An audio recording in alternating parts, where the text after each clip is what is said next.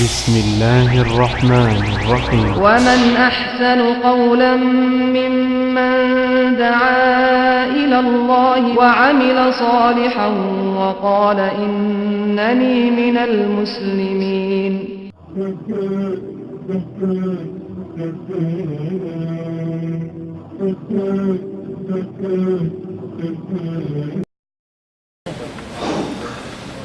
Bismillahirrahmanirrahim. Assalamualaikum warahmatullahi wabarakatuh.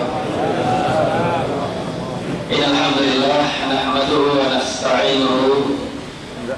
Innal hamdalillah nahmaduhu wa nastaghfiruhu wa na'udzu billahi min shururi anfusina wa min sayyiati a'malina may yahdihillahu fala mudilla lahu ومن يضلل فلا هادي له. أشهد أن لا إله إلا الله وحده لا شريك له وأشهد أن محمدا عبده ورسوله. Terus sekalian, alhamdulillah kita semua di pagi hari ini masih mendapatkan kucuran nikmat rahmat hidayah sehingga semua datang ke tempat pengajian ini dalam kondisi sehat walafiat. Dan insya Allah pada kali hari ini kita akan bahas sesuatu yang berhubungan dengan acara pada hari ini, meskipun tadi sudah sebagian dibahas oleh Sahibul Hajah, yaitu Pak Abdul Wahab. Tetapi saya ingin mengangkat tema secara khusus adalah bagaimana kita mendidik anak-anak kita agar menjadi anak-anak yang soleh.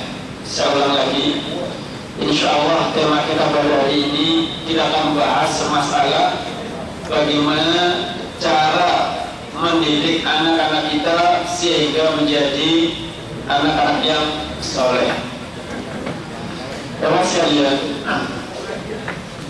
anak yakin kita semuanya di sini rata-rata sudah memiliki anak. Ada yang masih bujolan? Ya sudah. Kalau ada ya sabar aja, mudah-mudahan segera datang bidadarinya dan segera menikah dan Allah beri keturunan yang soleh. Terima sekalian, sebagaimana tadi disebutkan oleh Pak Abdul Wahab bahwa setiap orang tua yang memiliki anak pasti mendapatkan anak yang soleh. Jangankan orang tua soleh, jangan bapak ibu yang soleh dan solehah, orang tua yang jahat pun, orang tua yang tidak soleh pun sangat menginginkan anak yang soleh. Salah satu ciri anak soleh yaitu apabila disuruh oleh orang tuanya nurut. Itu yang paling gampang. Jadi ciri anak yang soleh salah satunya adalah apabila orang tuanya menyuruh, dia nurut. Sebaliknya ciri anak yang durhaka salah satunya adalah bangga. Dongkolnya, marahnya orang tua apabila memiliki anak yang ngayelan. Jasa-jasa orang tua mesti akan diungkit-ungkit. Bagaimana perjuangan orang tua, bagaimana susah payahnya orang tua mendidik anak, kemudian ketika anaknya sudah mulai bisa ngomong, ini baru bisa ngomong nih, apalagi sudah bisa cari uang, terus sama orang tua berani atau durhaka, wal'iyatubillah. Sehingga tidak jarang kemudian orang tua mendoakan atau sampai memaki-maki anaknya. Memang sekali kesimpulannya semua orang mendapatkan anak yang soleh. Tapi ingat bahwasanya anak soleh ini tidak mungkin muncul ujung-ujung. Bagaimana tidak bahwa harapan dan cita-cita ingin memiliki anak soleh itu tidak ujung-ujung berulang. Pasti perjuangan membutuhkan kesabaran, perjuangan yang luar biasa. sudah perjuangan, sudah sabar pun belum tentu kita belum dijamin mendapatkan yang soleh. Apalagi kita santai-santai dari kecil tidak pernah kita didik, tidak pernah kita perhatikan, jangan harap memberikan yang soleh. Kawan sekalian, tentu kiat yang pertama kita pengen memiliki anak yang soleh, tidak ada tip atau kiat yang paling jitu kecuali kita melihat bagaimana kiat Rasulullah SAW di dalam membimbing anak-anak beliau, atau bagaimana beliau membimbing para sahabat agar membimbing anak-anaknya. Tentu di sini yang diawali dengan memilih calon ibu anak tadi itu. Ini penting. Nah, ini sudah lanjut. Jadi lagi. Nah, itu urusan saya ya. Kalau yang lagi itu saya nggak tahu jawab. Ya, ini sudah lanjut ya. Ini yang belum aja. Yang masih mudah-mudahan ada yang mau nambah ya. Karena Rasul mengatakan tungkahul mar'atu lil arba', wanita itu dinikahi karena 4 hal. Karena li jamaliha wa li nasabiha wa li maliha, kemudian walidiniha. Wanita itu kebanyakan orang nikah. Laki-laki ini kalau menikahi wanita kebanyakan kenapa? Melihat kecantikannya, melihat keturunannya, kekayaannya. Juga termasuk ada yang nikah karena agamanya, karena akhlaknya, ya kan?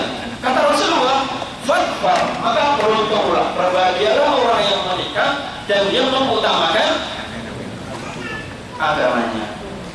Ulama mengatakan sekalian, barang siapa yang menikah karena harta bendanya, maka Allah akan menyumbat rezekinya nanti itu. Jadi kalau nyawa tetangga karena si fulana itu anaknya saudagar, anaknya bos ini, bos itu, tidak mau tahu apakah dia kantornya itu seberapa, berapa kecil misalnya.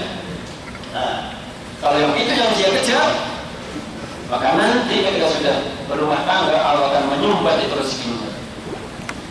Apabila dia mencari karena hanya kecantikannya saja, mungkin dulu ibunya kami juga cantik ya, sekarang umurnya sudah 90 tahun, sudah jadi apa? Ya, seperti itu.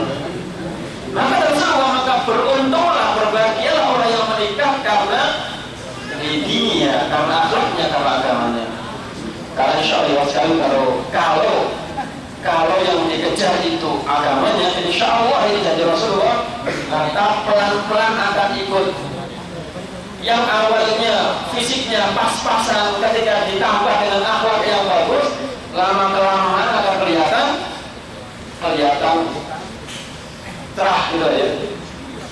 Namun secantik apapun wanita, istri, kalau akhlaknya kayak apa kira-kira? Apa ini misalnya mengatakan kayak syaitan misalnya ya? Oh, bahkan laki-laki jadi Jawanya jadi ketibal gitu ya. Apa nggak ketibal? Pembantunya karena merasa dia kaya, merasa dia pintar, merasa keturunannya orang bagus, merasa lebih segala-galanya dibandingkan dengan suaminya, maka dia berbuat semena-mena. Maka ikhwas sekalian, itu semua tidak mungkin dilakukan oleh wanita soleh. Kesimpulannya bahwa ikhwas sekalian, untuk mendapatkan keturunan yang soleh dimulai dari bagaimana cara mencari istri atau suami juga. Jangan cuma mau mencari istri yang solehan kemudian katanya nggak mau soleh. Ya nggak mungkin. Dia juga nggak mau sama kita. Istri yang soleh. Fatfar lidzatin, maka beruntunglah, berbahagialah apabila laki-laki mencari pendamping suami yang agamanya baik. Bagaimana sudah terlanjur ini? Dulu saya memang nggak ngerti agama. Memang yang cari ya tadi itu, karena kalau kaya kan lebih ya. Apalagi udah punya rumah, kita nggak ada apa-apa bikin rumah. Ya, kalau sudah terlanjur tinggal kita membimbing pelan-pelan, gak usah mikir cari lagi dia yang sudah didandani, yang sudah diperbaiki. Barang-barang kita menjadi orang yang soleh dan solehah. Itu yang pertama. Kemudian yang kedua, setelah kita memiliki istri yang soleh, tidak berhenti di situ. Kemudian hatta ketika sudah dapat calon dan dia sudah halal dengan kita, maka sebelum melakukan hubungan suami istri pun dianjurkan, disyariatkan kita untuk berdoa. Saya lupa yang mungkin kaki hafal gimana? Ya kan lupa kan boleh aja ya. Nah mungkin dia yang paling hafal beliau ini. Gimana nih supaya ada nggak yang hafal? Hafal semuanya. Coba apa lagi? Dia mengatakan Allahumma jannibna syaitana wa jannibna ma razaqtana. Mungkin yang lupa itu mungkin karena istrinya di Indonesia mungkin ya. Kalau yang di sini ya apalnya full ya. Karena kalau Allah mengasih keturunan rezeki, maka insya Allah setan tidak bisa lagi mengganggunya. Berarti pertanda ini kalau kita punya anak yang melan badelan, maka mungkin pas prosesnya itu kita lupa. Pas prosesnya itu kita lupa berdoa kepada Allah Subhanahu Wa Taala, berdoa minta perlindungan. Ini salah satu faktor saja, ya salah satu faktor. Terus kemudian setelah anak itu lahir, bagaimana giat-giat membimbing berikutnya? Kalau kita baca di internet, kalau kita beli buku di perpustakaan, banyak sekali buku masalah giat-giat membimbing mengajar anak. Tetapi sekalian kita tidak bisa melupakan giat Rasulullah kembali. Rasulullah SAW awal mula bagaimana beliau mengajar kepada anak-anak kecil. Diriwayatkan oleh Ibnu Abbas bahwa suatu ketika Rasulullah berkata kepada beliau, "Ya Ghulam." Saya ulang lagi sekalian, maaf bagi teman-teman yang tidak ikut konsumsi. Kan enak ya kita duduk, telinganya dengerin, ada yang ngasih es kan. Maka tenang aja, dia Pak Joko dan teman-teman yang ikut bagi-bagi nggak apa, tapi yang kita malah syukur ya.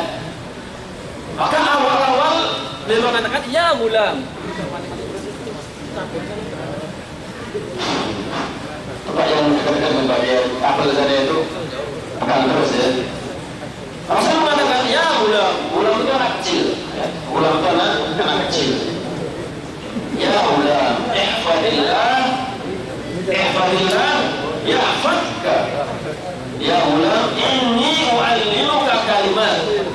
Perhatikan ini kiat-kiat bagaimana Rasulullah mengajar anak yang masih kecil, masih pemula. Jadi fitrahnya masih betul-betul masih kosong ya. Maka yang awal Rasul ajarkan adalah masalah tauhid, masalah akidah. Dan ini dibuktikan dengan ya Ghulam inni u'allimuka kalimat. Ghulam, saya ajari kamu beberapa kalimat-kalimat.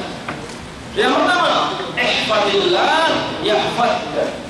Ihfadillah tajidhu tujahak. Wa idza sa'alta fas'alillah. Wa idza ista'anta fasta'in billah. Ini urusan akidah. Yang pertama, makanya tadi kalau mengatakan kalau menyekolahkan anak itu yang pertama-tama cari pondok dan sekolahan, bagaimana akhlaknya, bagaimana tauhidnya.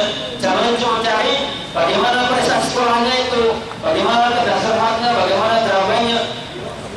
Jangan yang itu, tapi bagaimana akhlaknya, diajarkan enggak gitu. Jangan-jangan ustadznya sama ustadzanya boncengan di depan santri-santrinya. Sudah, ustadznya seperti itu, bagaimana nanti murid-muridnya. Maka itu perlu sekali. Yang pertama kita tanamkan masalah tauhid, ihfadillah yahfadka.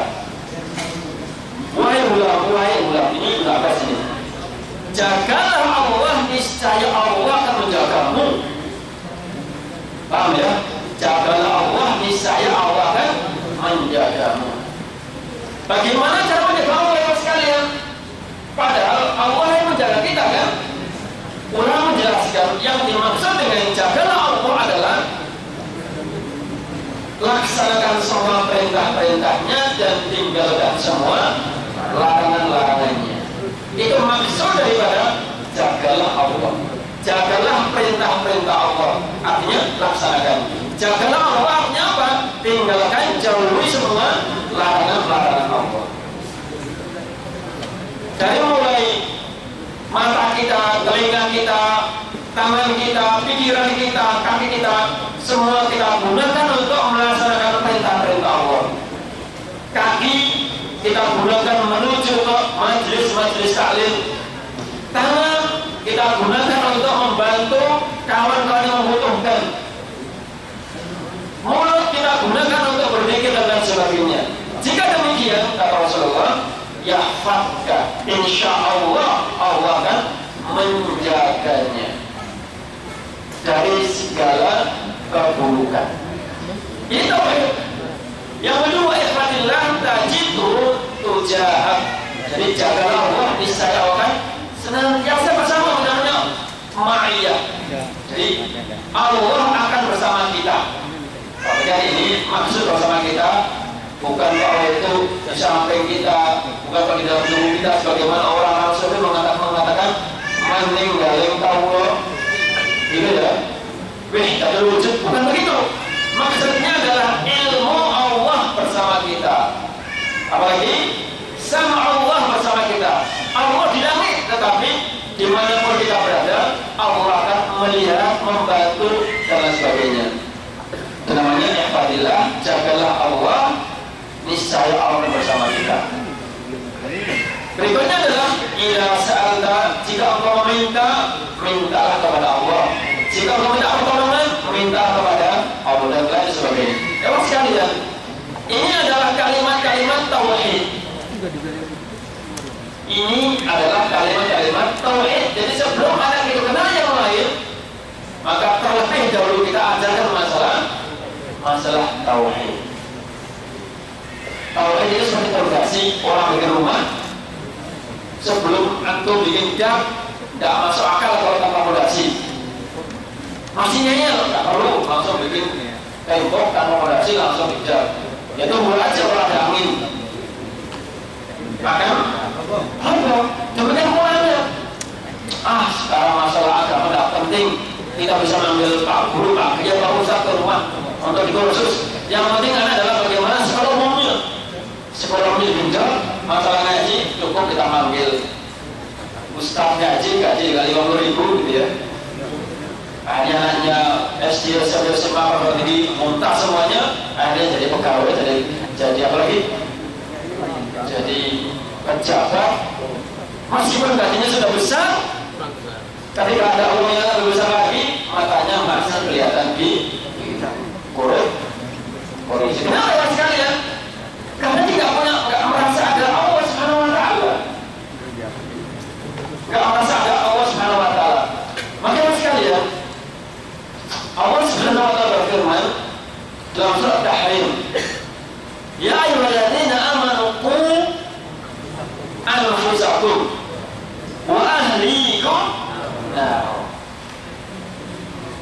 Hai orang-orang beriman, jagalah diri kalian dan keluarga kalian dari api neraka.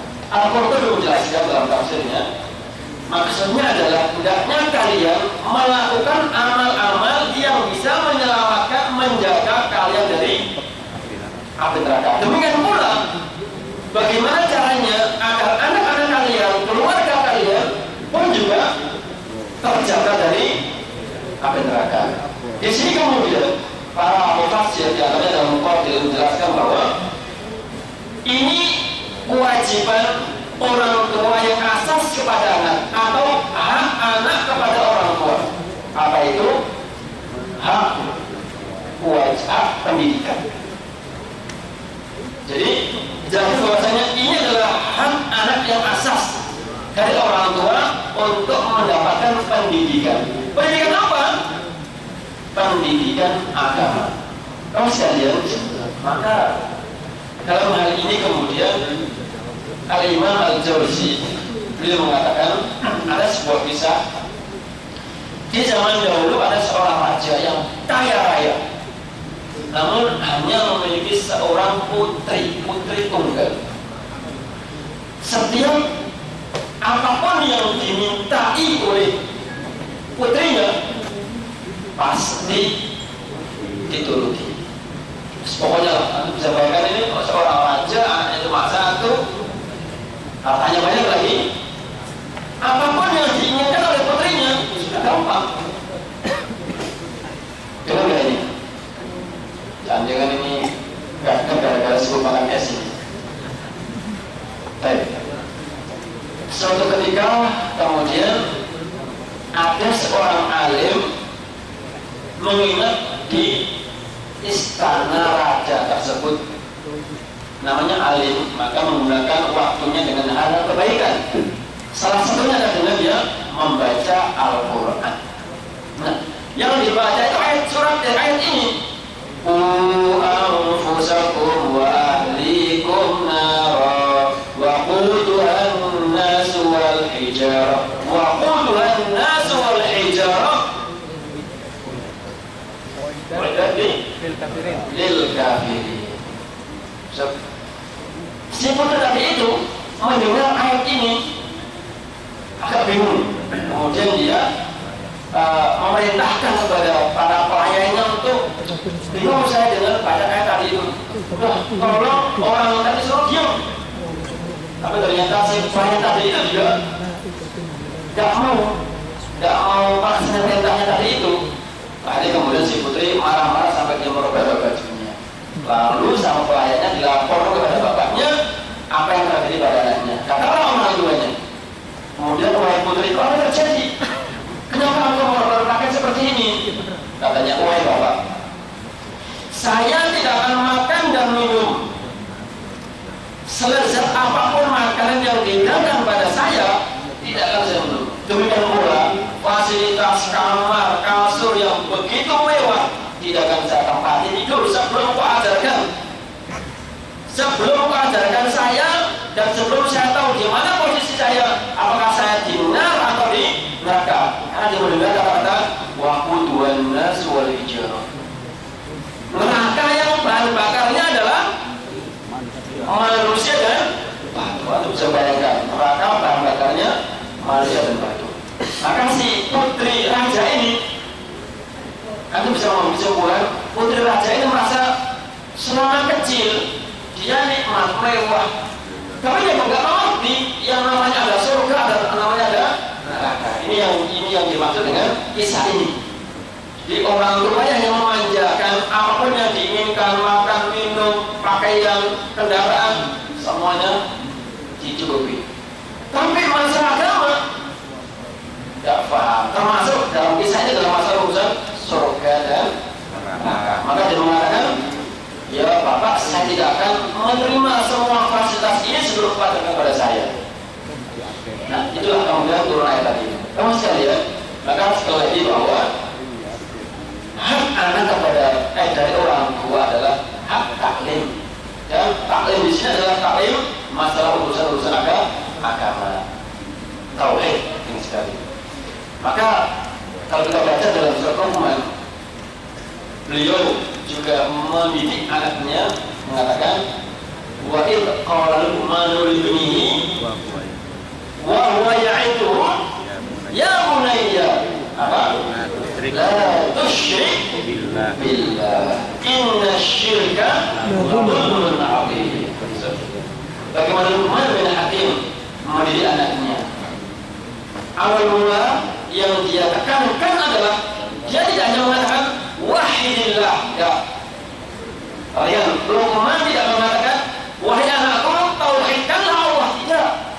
Tetapi lebih tegas lagi, jangan engkau menyekutukan Allah. Karena boleh jadi orang yang mentauhidkan Allah juga masih mensekutukan Allah. Coba misalnya kita ya, mungkin dulu mungkin ada orang kita ya, juga sholat, inna sholati ya, gitu ya. Ketika sholat, inna sholati wa nusuki wa mahyaya wa mamati lillahi rabbil. Pas bikin rumahnya dikasih entah apa namanya itu beras, apa namanya itu padi, pisang. Ini karena saya tahu sendiri ya. Ini kenapa mas katanya? Ini supaya penghuni apa namanya tempat ini tidak mengamuk, tidak marah. Artinya supaya diam. Atau juga supaya bersama dengan kita. Artinya bahwa beras-beras tadi itu, buah-buah tadi itu disedekahkan, diberikan kepada selain Allah. Bukan itu musyrik. Dia sholat, dia puasa, dia juga haji. Makanya ya sekalian, Luqman tidak mengatakan ya bunayya wahidillah, tidak cukup. Namun dia mengatakan la tusyrik billah. Kalau orang itu sudah tidak maju ke Tuhan Allah, insya Allah secara otomatis dia tauhid. Makanya dalam ayat-ayat itu, walaqad ba'atsna fi kulli ummatin rasulah. Apa disitu? An ya'budullah wajtanibu taghut dua. Wa i'budullah ibadahil Allah. Yang kedua apa? Wajtanibu taghut. Tauhidkan Allah dan jauhi. Ini harus. Nah, pendidikan tauhid.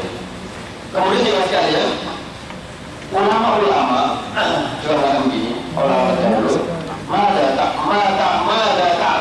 ta'buduna min ba'di. Anakku, apa atau siapa yang engkau sembah setelah aku meninggal? Jadi orang tua sekalian, ketika mau sakatul maut atau sudah tua, yang dipikirkan bukan, nah gimana nanti bisnis kamu, bagaimana usaha kamu, bagaimana masa depan kamu, gitu kan kata-kata? Gitu kan? Ini enggak, ini ma ta'buduna min ba'di. Kalau saya sudah meninggal nanti, apa yang akan sembah? Begitu takutnya jangan-jangan setelah saya meninggal dia akan balik menyembah selain Allah. Ini masalah tauhid. Nah, kalau tauhid sudah mulai mapan, fondasi rumah sudah mulai bagus, kemudian bangun atasnya. Makanya setelah atasnya, kemudian Rasul mengajari alimu auladakum bis-shalah wa hum abna'u sab'in. Setelah fondasinya kuat, tauhid, kemudian masalah apa? Masalah fikih-fikih. Ajarilah anak kalian dengan sholat. Satu umurnya berapa? 7. Meskipun dia belum balik, belum wajib, tidak apa-apa. Dan alhamdulillah orang kita begitu kan ya. Meskipun anaknya masih kecil, ngaji make up yang perempuan dijilbabi, meskipun masih kecil. Kata orang seperti kasih aja. Kasih dengan anak itu dijilbabi. Kata anak saya masalah sholat, anaknya masih kecil ya, umurnya mungkin masih TK. Dia sholat, karena temannya, loh, sholat itu nanti ajar, kita ini masih kecil. Kita masih kecil, belum wajib sholat. Ya udah ngerti katanya. Kita belum wajib, nanti sholatnya. Mestinya kita gak usah bilang begitu. Anak kecil jangan bilang ini, kamu belum wajib, jangan bilang begitu. Justru kamu harus sholat gitu kan. Kalau kamu kasih tahu kamu belum wajib, nanti boleh aja, saya kan belum wajib. Pas dia wajib, dia kaget. Pas wajib, kaget. Kenapa? Tidak pernah dikasih muqaddimah. Maka mas kalian, kenapa Islam mensyariatkan ada namanya sholat ba'diyah, qabliyah? Kenapa? Istiqdah, persiapan. Ya, ada qabliyah kan? Maksudnya apa di sini itu? Qabliyah, persiapan. Demikian pula mas kalian, kenapa Rasulullah di dalam riwayat dikatakan sebelum Ramadan, terutama bulan seperti ini, beliau paling banyak puasa. Puasa bukan karena keutamaan bulan ini, bukan. Namun karena apa? Istiadat, persiapan, baik puasa maupun tilawahnya. Karena kalau tiba-tiba masuk bulan Ramadan dan sebelumnya kita makan kenyang terus, tidur banyak terus, tidak pernah baca Quran, pas Ramadan kaget kita. Ya, nah seperti itu. Maka anak tadi kembali diajarkan. Alimu, alim itu muru awladakum bisalah wa hum abna'u sab'in. Ini masalah fikih. Kemudian setelah sekalian sudah mulai akidah bagus, fikih sudah bagus. Sekarang mulai muamalah, mulai akhlak. Maksudnya apa? Makan minum. Kemudian saya mengajar begini kepada anak kecil. Ada anak kecil yang makan. Kalau bukan anak kecil ya, kalau makan itu ada tak saja. Anak kecil itu makannya menghadap pada depannya. Tapi yang tidak itu yang di depannya sana. Padahal belum tentu ke sana itu. Maka yang Rasulullah sambillah awal-awal badalah bismillah. Kemudian kul biyaminik, makan kanan. Kemampuan memayani, makan dari arah kamu sini, bukan dari sini. Ini adalah tauhid, kemudian masalah fikih, masalah muamalah. Apa juga saya berdiri ya?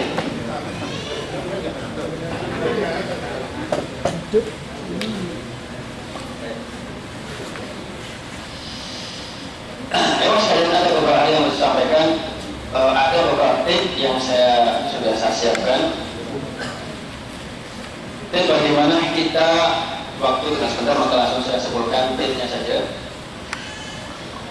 Tips bagaimana kita mendidik anak-anak kita menjadi anak soleh.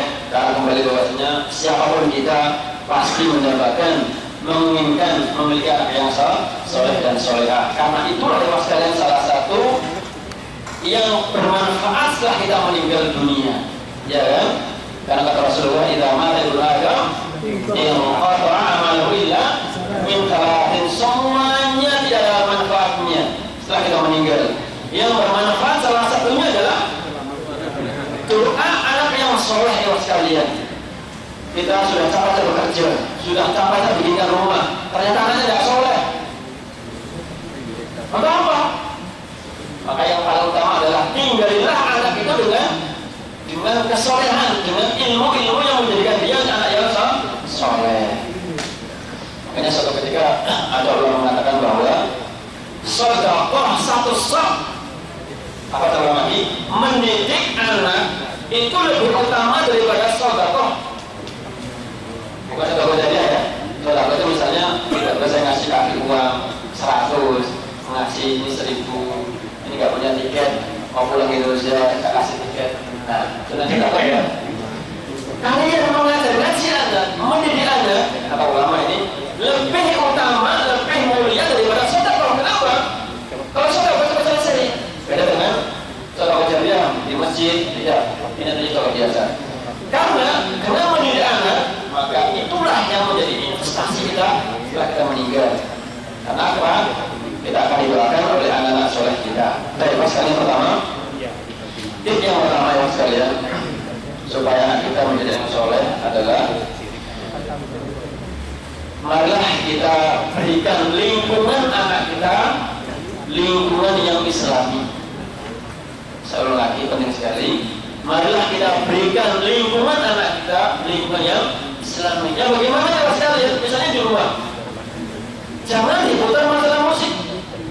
Tapi setelah punya TV, zaman sekarang kan, atau misalnya sekarang juga sudah banyak laptop, iPad, iPhone lah, apa namanya itu. Memang kalau kita biarkan dia nyari sendiri, ya kan? Maka kita downloadkan, kita setelkan hal-hal yang baik, tilawah, apa juga mungkin film-film yang mendidik. Nah itu diantaranya dalam membuat bid'ah yang Islam. Yang kedua, tidak kalah penting adalah mari kita berikan contoh teladan. Orang tua 9 kali kita kasih contoh kebaikan dan sekali kita langgar, maka yang dilihat bukan yang 9 kali tadi itu, yang jelek tadi itu. Jadi kita masih teladan berkali-kali, berhari-hari, berbulan-bulan, belum tentu sukses, belum tentu mempengaruhi anak tadi itu. Namun sekali kita berbuat keburukan di depan anak, itulah yang membekas di hatinya. Maka yang kedua, mari kita usahakan memberikan contoh di hadapan orang tua. Misalnya mas kalian apa ya? Misalnya teman-teman masih suka merokok dan belum bisa meninggalkan, usahakan jangan merokok di depan anak kita. Karena setiap orang tua tidak rela anaknya merokok gitu.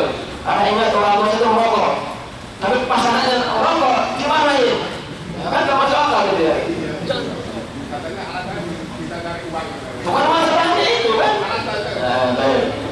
Jadi teman-teman yang belum dan mudah-mudahan pelan-pelan bisa meninggalkan, yang belum bisa meninggalkan, usahakan jangan merokok di depan anak. Rokoklah di tempat yang jauh-jauh sana. Janganlah misalnya minimal 5 kilo gitu lah. Sampai saya sudah agak sibuk merokok gitu ya. Kemudian mas sekalian, kita biasakan kalau anak kita sudah mulai tamyiz, kita ajak ke masjid. Tamyiz ya, artinya sudah bisa membedakan ini dan itu. Kadang-kadang anak itu sudah punya anak sudah tamyiz, sudah 8-7 tahun, tapi kita nggak pernah berpikir mengajak anak ke masjid. Tapi kalau ada tandingan bola, diajak. Karena balik seperti itu. Jadi yang ketiga adalah mari kita biasakan membawa anak kita ke masjid. Demikian memang sekali penting.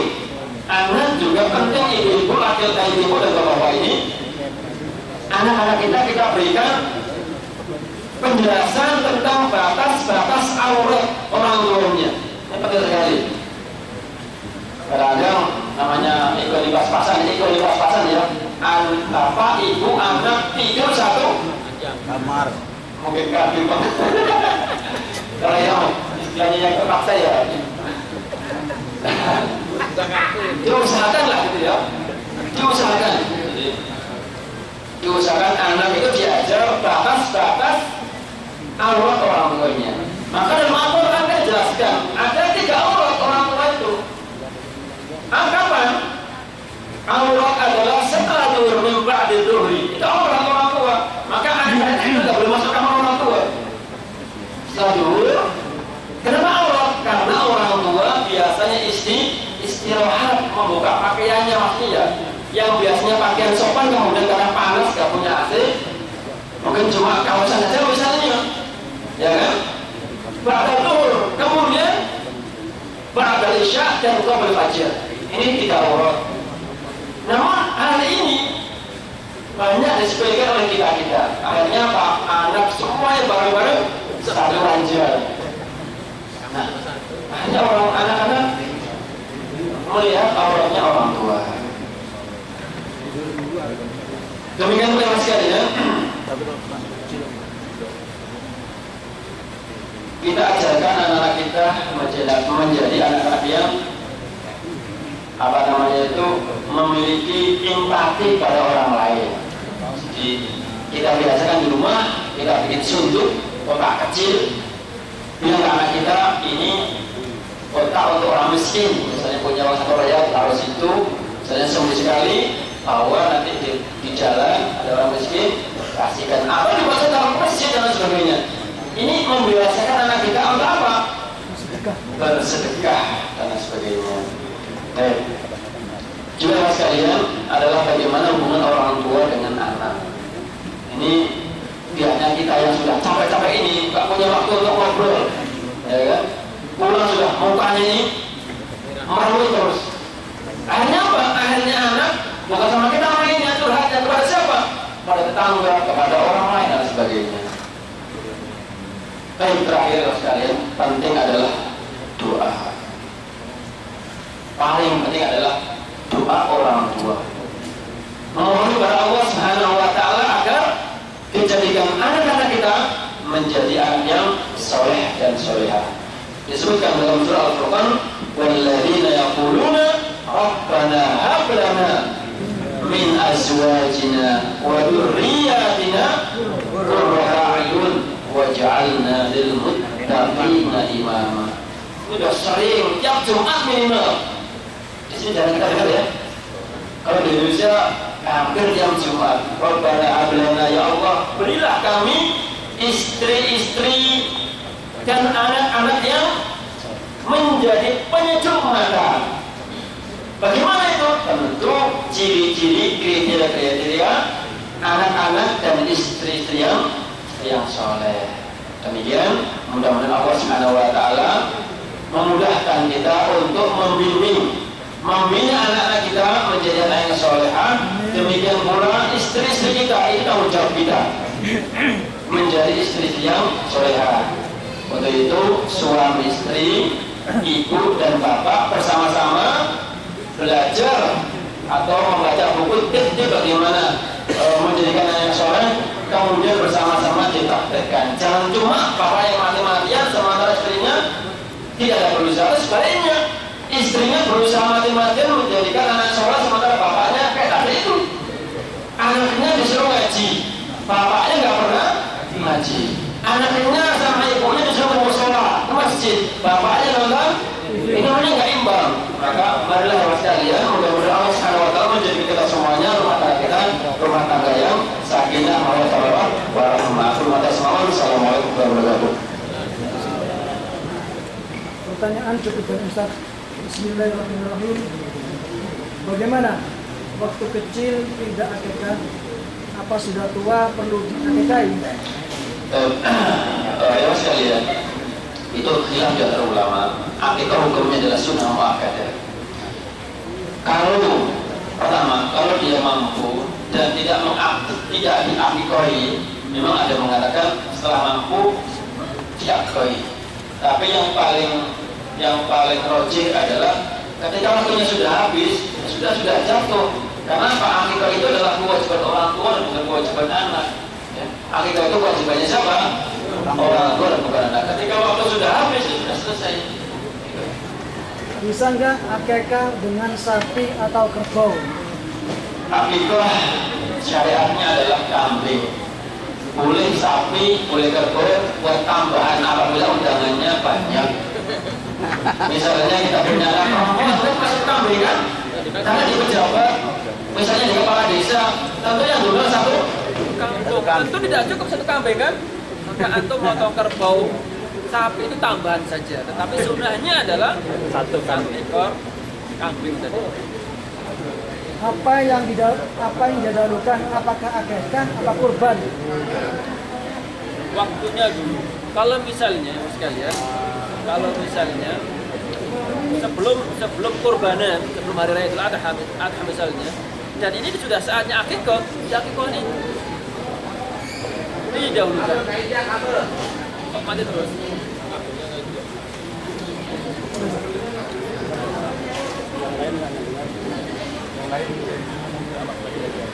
Saya penjual HP. Kalau dijual dengan kas atau cash harganya 1.000. Dengan kredit harganya 1.500. Itu termasuk riba atau bagaimana? Ulama di sini termasuk memfatwakan bahwa hal itu bukan riba. Jadi memang dijual dengan sistem kredit. Jadi handphone ini kalau cash misalnya 800, kalau kredit per bulan 100 dalam jangka 10 bulan 1.000 tidak apa-apa. Sama dengan motor itu? Motor sama ya? Nah, fatwa di sini seperti itu tidak apa-apa. Tidak motor di titik Iya, time. sama aja. Walaupun nama orang kafir. Ini ada walaupun dengan orang kafir katanya. Tidak apa-apa, tidak apa. Itu kan termasuk muamalah itu tidak apa-apa dengan siapapun, orang kafir, orang Islam tidak apa-apa. Ini Rasulullah melaksanakan akikah umur kurang lebih 45 tahun. Bagaimana Ustaz ini penjelasan seperti ini? Rasulullah katanya umur 45 di dalam Saya tidak tahu apakah betul riwayat itu kalau Rasulullah akikah 45 tahun, saya tidak tahu. Seandainya beliau memotong kambing dalam umur seperti itu, boleh jadi dia sedekah, karena yang roji itu apabila telah habis waktu maka sudah selesai. Dan kenapa dia mengakikah dirinya sendiri? Kan bukan kewajiban dia. Yang berkewajiban itu adalah orang tua, bukan si anak. Bagaimana seharusnya sikap kita kalau kita sudah merasa berat dalam mendidik seorang istri karena sang istri tak kunjung berbakti kepada suami? Itulah was sekalian, yang namanya sabar perlu. Sabar dalam hal apa saja. Ini istri tidak nurut-nurut. Bagaimana? Saya sudah putus asa, tidak boleh. Ini justru malah kesempatan kita untuk mendulang pahala. Kalau misalnya istri kemudian tiba-tiba nurut, sudah selesai kan? Tapi kalau dia masih ngeyel seperti itu, nah, dan kita terus sabar menasihati, ini hikmahnya. Jadi kita tidak boleh kita kemudian putus asa menasihati atau membaik istri. Tidak boleh, terus harus seperti itu. Menjalankan puasa Ramadan tapi lupa tidak niat ketiduran, puasanya sah atau tidak? Sebetulnya mas sekalian, Ramadan itu kita sudah niat ya. Dari awal pas Ramadan kan sudah mau niat ya. Itu sudah niat kan seperti itu. Ya, tidak apa-apa ya. Masuk. Kenapa anak Nabi Lot menjadi anak durhaka sedangkan Nabi Nuh adalah seorang nabi? Baik. Ini banyak pertanyaan seperti itu. Nabi kurang apa solehnya? Nabi kurang apa cara membina anak? Tapi kenapa anaknya istrinya seperti itu? Bapak sekalian, qadar Allah seperti itu.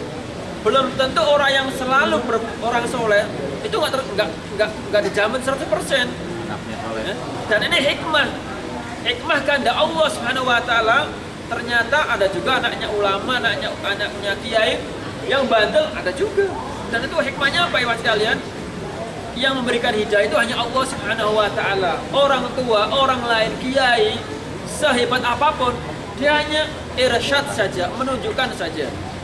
Adapun taufik itu dari Allah Subhanahu Wa Taala. Sebenarnya walimatul hitan itu ada apa tidak? Apa? Walimatul hitan. Sunatan, Sunatan. sepitan. Oh, dalam Islam tidak ada. Jadi selain tadi itu walimatul hitan ya, itu tidak ada. Yang ada ya nikah, yang ada akikah. Tapi misalnya ada orang hitanan, kemudian dia syukuran, naik jaran misalnya, naik kuda misalnya, ini tidak apa-apa. Selama dalam batas-batas yang diperbolehkan. Jangan kemudian syukuran karena anaknya sudah hitan terus melakukan kegiatan atau mengundang sesuatu yang malah menimbulkan kemaksiatan.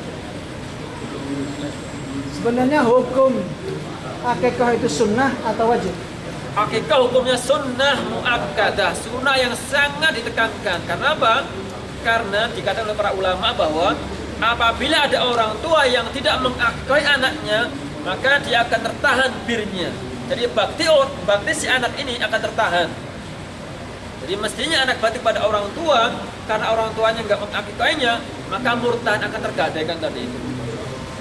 Bagaimana kalau seorang mu'allaf diwajibkan untuk akikah, dan bagaimana menurut waktunya? Kebetulan dan alhamdulillah istri saya seorang mu'allaf. Tadi saya katakan Seorang mu'allaf baru masuk Islam. Baru masuk Islam. Kakeknya di kelahiran dulu. Iya, enggak, masa orang yang dikawin itu diakikahin. Tadi kan saya katakan, jadi akikah itu kan ada masanya. Dan ulama mengatakan bahwa kalau waktunya sudah habis dan belum diakikahi, maka sudah tidak ada. Perbuatan sedekah, ada seorang kehilangan sertifikat rumah, lalu seorang itu bingung pergi ke kiai minta keterangan sertifikat itu ada di mana. Kalau nanya kiai, Pak Kiai, saya pusing karena sertifikat ini hilang. Kata kiai, adalah istirahat sana, makan, tidur, tidak apa-apa. Tidak apa-apa. Tapi kalau ke kiainya nanya, Pak Kiai tolong tunjukkan saya. Tolong tunjukkan saya apa sertifikat saya hilang. Berarti Anda meyakini bahwasanya si kiai ini punya ilmu gaib. Dengan demikian syirik, meyakini dia adalah mengetahui yang gaib. Tapi kalau cuma bilang saya stres, tolong didoakan, itu nggak apa-apa gitu ya. Paham ya? Saya stres kepala saya, tolong didoakan supaya stres, supaya balik lagi. Tapi kalau meyakini bahwa sang kiai itu punya ilmu, memiliki ilmu gaib atau punya ilmu terawang, Kemalingan mari kita usul. Bolehkah bersedekah dengan cara mengambil-ngambilkan uang, dilempar gitu kan? Kan ada itu.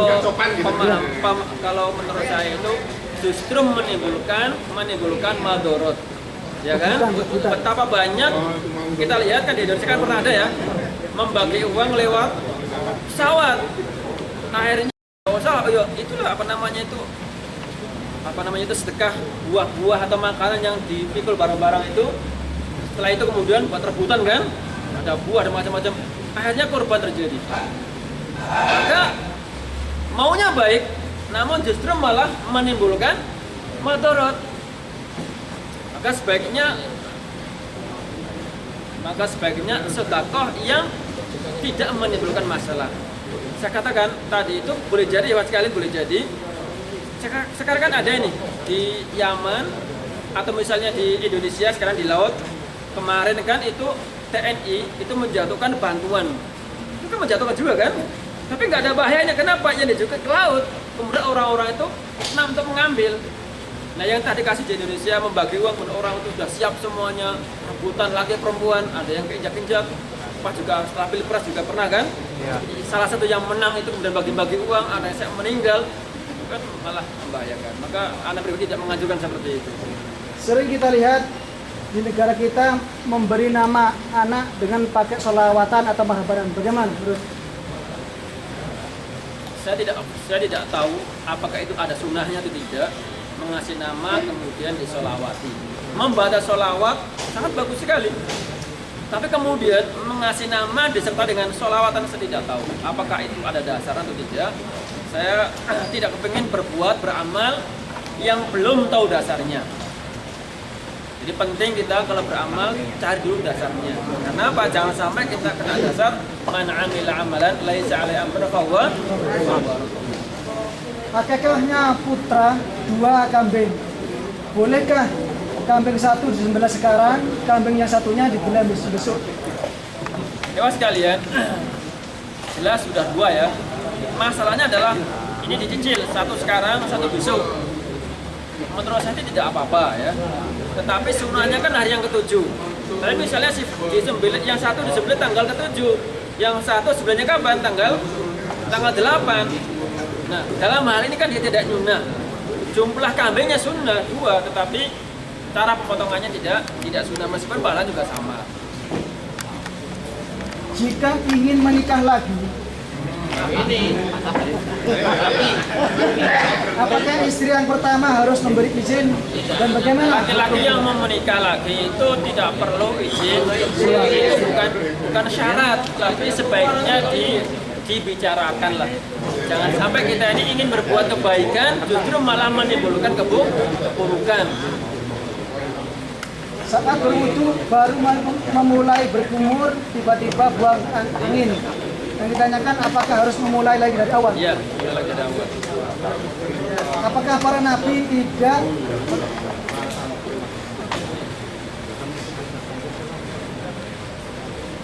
para nabi tidak ada batasan menikah dan kapan mulai istri dibatasi lebih dari 4 istri? Untuk nabi memang tidak ada batasan. Kemudian untuk umatnya dibatasi yaitu 4. Dan itu sebagaimana firman Allah Subhanahu wa taala, matna warba. Tapi untuk nabi itu lebih dari itu diperbolehkan. Bagaimana mengumrohkan orang yang sudah meninggal? Diperbolehkan dan bukan wajib. Jadi mengumrohkan orang yang sudah meninggal itu diperbolehkan. Nah, kemudian dia niatnya labbaik Allahumma umroh an abi atau an ummi gitu. Apa saja keutamaan memiliki anak-anak soleh atau solihah? Bisakah ada tertentu? Ya, tentu keutamaan luar biasa. Ya, tadi sudah kita bahas kan, salah satunya saja. Apa itu? Apa tadi itu? Allah majad. Bukan, maksudnya keutamanya banyak sekali. Salah satunya adalah dia akan menjadi investasi kita. Kita di kuburan, anak kita akan mendoakan. Misalnya dia punya ilmu, kemudian dia mengajarkan muridnya, punya murid, maka pahala orang-orang tadi itu semuanya mengalir kepada kita. Deposit. Sekian. Ewas sekalian, demikian kajian kita pada hari ini seputar bagaimana atau kiat-kiat kita mendidik anak agar menjadi anak yang soleh. Mudah-mudahan ada manfaatnya, khususnya bagi saya sendiri. Dan sebelum saya akhiri, ewas sekalian, ada pengumuman untuk teman-teman yang ikut kuliah hari ini. Kan haflah di sini ya, haflahnya dipindah ke kantor atau di aula Jalil Jana. Maka teman-teman yang dari Burma ikut bisnya Pak Suraji aja, ya. Nanti ikut bisnya Pak Suraji di bawah sana gitu ya. Nah, teman-teman yang bebas, yang bawa sendiri bisa langsung ke sana. Jadi haflahnya yang semula di aula sini, maka dirubah ke aula Islamic Center Badian. Demikian, aku Lumatas Semon. Assalamualaikum warahmatullahi wabarakatuh.